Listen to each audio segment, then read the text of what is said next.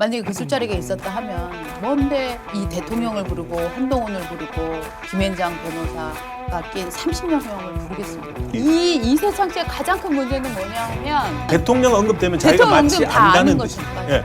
거의 천공이 윤석열 대통령 팔고 다니는 것처럼 저는 똑같은 행위를 했다고 저는 얘기하겠습니다. 정치권에서 뭔가를 도모하고 싶은 거죠. 도모하시는 분인 거죠. 네. 자, 여러분들에게 자유총연맹의 최근 몇 년 사이에 임원진을 보여드리겠습니다. 네네네. 원래 김경재 의원이 자유총연맹 회장을 2016년부터 2018년까지 네. 했습니다.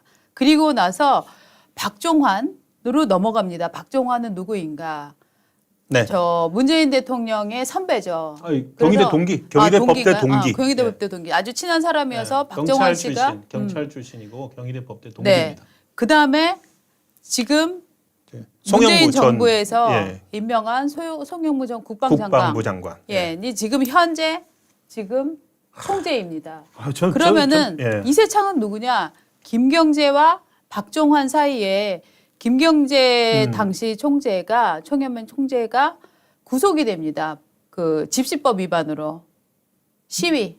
누가요? 김경재 아, 그래요? 의원이. 예. 그래서 그때 시위 때문에 구속영장이 청구되고 막 이렇게 해서 그러면서 이제 날아가고 사퇴를 하고 그다음에 이세창 직무대행이 들어오고 그다음에 박종환 씨한테로 갑니다. 저는 사실 자유총연맹을 좀 들여다보고 있었지만 이세창 직무대행이 있었는지는 저도 몰랐습니다. 그럼 이 사람은 어떤 사람이냐? 자, 고향이 호남입니다. 그래서 주로 호남인데 이른 시절에 저 새누리당 이런 쪽으로 입당을 했기 때문에 그 다음부터는 어떻게 됐느냐 하면 일단 김경재 의원하고 굉장히 친한 사이고 그래서 보수에서 대통령 후보가 나오거나 보수 의원 후보들이 나오면은 호남 지역을 네. 관리를 해야 되니까 네. 이런저런 기여를 좀 하신 분으로 알고 있지만 그렇다고 해서 커다란 정치적인 파벌이 있다거나 파워가 있다거나 하는 그런 정도의 분도 아닙니다. 네, 그러니까 크게 보면은 동교동계일 것 같아요. 맞습니다. 김경재 의원의 이제 네. 김경재 의원이 자유총연맹 총재를 하실 때 네. 부총재를 했었고, 네. 그리고 김경재 의원이 이제 DJ 때 이제 국회의원을 하고 네. 노무현 대통령 당선된 다음에 열린우리당 나뉠 때, 네. 그러니까 열린우리당 쪽으로 가지 않고 이제 네. 나온 분들이잖아요. 그래서 이제 박근혜 대통령 때 이제 당선에도 공을 세우고 해서 자유총연맹 총재가 됐습니다. 네.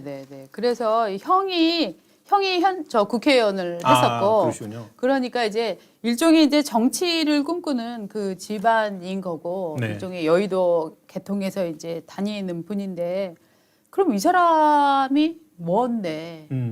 만약에 그 술자리가 있었다 하면 뭔데 이 대통령을 부르고 한동훈을 부르고 김앤장 변호사가 낀 30여 명을 부르겠습니까? 그러니까 모르는 분들이 생각하게 되면은 네. 이제 김경재 총재 같은 경우에 자유총연맹 총재를 하다가 이제 정권이 박근혜 대통령 때 임명이 됐는데 문재인 정부로 넘어오고 바로 그 말 많이 했습니다. 그 문재인 대통령의 대학 동기를 네. 자유총연맹 총재 네. 시키려고 사퇴 압박을 받았다. 그래서 방금 말씀하신 대로 그 사퇴를 했거든요. 네. 그런데 자유총연맹은 임명이 아니라 선거를 해야 돼요. 네. 그래서 누군가가 총재 대행을 하면서 네.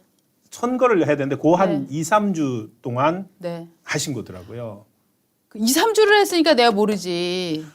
2, 3주를 어째 기억하노? 그러니까 지금 보니까 네. 한 3월 달에 잠깐 하셨더라고요. 그러니까 물러나시고 그러니까 선거 관리를 위해서 잠깐 하셨던 분이세요. 그러니까 실제로는 자유총연맹 전 회장이다라고 하는 것도 어떻게 보면 사실 억지, 조금은 그렇죠. 네, 그러니까 조금 억지 그 직이고 이렇게 자유총연맹 그 행적을 예. 강하게 넣는 것은 왜 그러냐?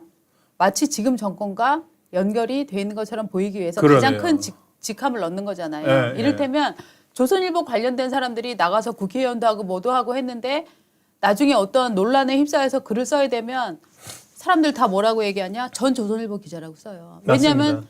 안티조선 같은 사람들한테 타겟팅 해주기가 좋으니까. 그래서 저는 이 직함도 지금 이 더 팩트에서 더 탐사 여기서 전 넣었다고 생각을 하는데 여러분 이 프로를 아마 안 보셨을 수도 있을 거예요. 왜냐하면 이런 프로 보기가 역겹잖아요. 그래서 제가 지금 이세창 씨가 양이원영 씨에 따르면은 진실을 말하는 사람이 두 사람이나 된다 중 한 명이니까 요 부분을 보여드릴게요. 워딩을 한번 보시죠. 이렇게 얘기합니다. 세 장으로 제가 준비를 했는데요. 네. 강진구가 전화를 합니다. 이렇게 얘기해요. 다른 게 아니고 좀 됐는데 한 7월 20일 날 한두 달 전쯤에요. 청담동 갤러리 인근 카페에서 그때 한동훈 장관, 윤석열 대통령, 김현장 변호사 네. 모임이 같이 있었잖아요. 예, 예. 그 모임을 원래 저 총장님이 주관하셨던 건가요? 아니야. 아, 김경재 총재님 전화 받고 하는 거죠? 아니요. 그건 제가 누구라고 말씀드릴 수는 없고요. 아니, 김경재 총재가 전화를 해서 어느 분이 전화할 거라고 알려달라고 그래서 맞죠? 아니 그거보다 그래서 워낙 이 총재님께서 윤석열 정부 출범 과정도 그렇지만 이게 이제 되고 나서도 어쨌든 굉장히 당의 중심적인 역할을 한다. 제가 그런 얘기를 좀 들었고 그날 모임은 어떤 취지였는지 제가 한번 얘기를 좀 들어보고 싶어서. 그건 제가 대통령과 한동훈이 자리에서 일어난 일을 내가 말할 수는 없지. 자, 이게 뭐냐면은 여러분 제가 간단히 설명드릴게요. 이 취재를 하면서 상대를 굉장히 띄워주는 거예요. 그렇습니다. 네. 지금 우리 신동훈 차장이 윤석열 대통령한테 그렇게 입김이 세다며? 제가 뭘 그러던데. 아니에요. 제가 가끔씩 그냥 전화 좀 드리고 하는 거지. 제가 있겠어요. 전화한다고? 야, 진짜 핵심 맞네. 이런 거. 그거 자주 하는 것도 아니에요. 이거예요. 그러니까 이를테면 정말 사기꾼들의 전형적 수법이 뭐냐면 언제 어떤 대화를 어떻게 했다는 얘기 하지는 않아요. 그러면서 맥락이 없어요. 맥락이 없이 그걸 어떻게 얘기하나 라든가 지금 저는 솔직히 말하면 이 이세창 전 총재 제가 어떻게 규정하냐면 저는 이분이 제2의 천공이라고 주장을 하겠습니다. 왜냐하면 일단 전화를 걸 때 이분은 상대방 말을 별로 안 듣고 다 예 이렇게 얘기를 해요. 그 얘기를 열린 공감은 자리를 인정했다고 주장을 해요. 예. 그다음에 지금 중요한 일 많이 하시는데 그래서 그날 그 자리에서 어떤 얘기 하셨어요? 하니까 그러니까 일단 전제를 그렇게 해줘 버리니까 이 양반도 갑자기 자기가 중요한 사람처럼 내가 그런 얘기를 다 깔 수는 없지 라고 얘기를 하는데 깔 수 없지라고 얘기하는 거는 다 까발릴 수 없다라고 얘기하는 건 내가 그 역할을 실제 하고 있다. 그런 자리를 만들었다라는 오해를 낳게 하는 겁니다. 그렇죠. 그리고 지금 이제 조고가 이제 소위 말해서 더 탐사에서 첫 번째 통화라고 주장할 때 했던 얘기들이고요. 그러니까 후반부로 가게 되면은 또 두 번째 통화를 했다는 게 나옵니다. 그때 뭐라고 주장하냐면 저는 사실은 지금 이세창 총재가 기자들하고 이제 추가로 저기 나온 다음에 만나서 자기는 편집 당했다 이런 식으로 말씀을 하잖아요. 근데 저도 상당히 그 징후가 있다고 가능성이 있다고 보는 것이 그 두 번째 통화에 보면은 어떤 얘기들을 하면 아마도 중요성이 떨어지니까 두 번째로 미뤘겠죠. 그것도 방송 후반부로 거기서 이세창 총재하고 강진구 기자 통화하는 내용은 그때는 이세창 총재가 전화를 해 왔대요. 다시 전화를 강진구한테 더 탐사 쪽에 전화를 했고 그러니까 그 자기 비서 특보 이런 사람한테 누구 첼리스트 물어봤어라고 물어보는 거예요. 첼리스트 물어봤냐고. 그러면은 이쪽 취재진이 뭐라 그러냐면 그 첼리스트 아시죠? 안다고 얘기를 합니다. 연락 되시나요? 연락 안 된다고. 모른다고. 연락이 안 된다고. 왜 전화했냐고 하니까 그 사람이 높은 사람들 있는데 가서 연주도 잘 하고 한다고 해서 저희들도 한번 할 수 있을까 알아본다고. 연락 되시나요? 연락 안 되는데 내가 연락되면은 할게요. 그러면 그분이 이렇게 물어봐요. 대통령도 칭찬하셨다 그러던데 갑자기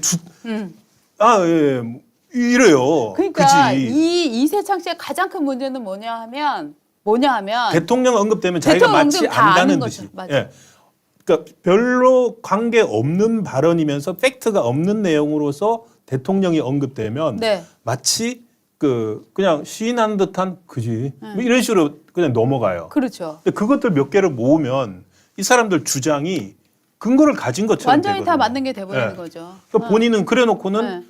자기는 편집 당했다 지금 그러고 그렇죠. 있고. 그러니까 저는 이분이 무슨 뭐 더 탐사가 자기 말에 뭐 뭘 조작을 했다, 뭘 씌웠다라고 뭐 음성으로 뭘 가한 것 같다라고 하는데 저는 이거는 진실을 호도하는 거라고 봐요. 오히려 저는 이세창이라는 사람이 마치 윤석열 대통령하고 한동훈 장관을 후배들 거느리듯이 거느리는 것처럼 네. 과시하려고 하는 데에서 이 열린 공감의 음모와 같이 짝짝꿍이 됐다라고 저는 솔직히 봅니다. 그러니까 이런 가정이 가능합니다. 그 첼리스트의 통화 녹음 네. 그거가 있었던 거는 맞고 네. 그게 사실 진위와 관계없이 그 틀어줬으니까요. 예. 근데 그것과 이제 이세창 총재라는 분 직무대행과 네. 그 첼리스트도 아는 거예요. 네. 아니까 이세창 직무대행한테 처음에 그 통화 아까 더 탐사본 그 첼리스트 아느냐를 물어본다고요. 네. 그러니까 저는 이 통화를 먼저 했을 것 같아요. 네, 첼리스트 네. 아냐고. 이런 거죠. 시 차장, 그 윤석열 대통령이랑 엄청 친하다며 윤 대통령이 뭐 저 지난번에 비빔밥 그렇게 좋아한다 그러던데 맞아?